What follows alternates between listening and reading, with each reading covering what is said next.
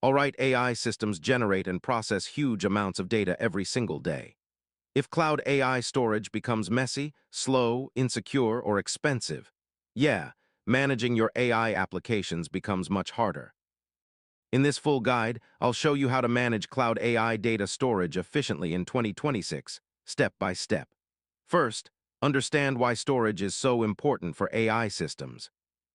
Machine learning models rely heavily on large amounts of data for training, predictions, analytics, and automation. Cloud AI systems often manage different kinds of data. This can include images, videos, customer information, text files, sensor data, logs, analytics, and machine learning datasets. Now, choose the storage system that matches your business and AI needs.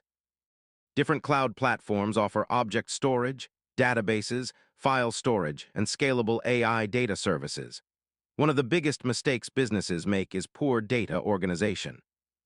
Use folders, labels, metadata, naming conventions, and structured databases to keep everything manageable. And yeah, that's how you manage cloud AI data storage efficiently in 2026.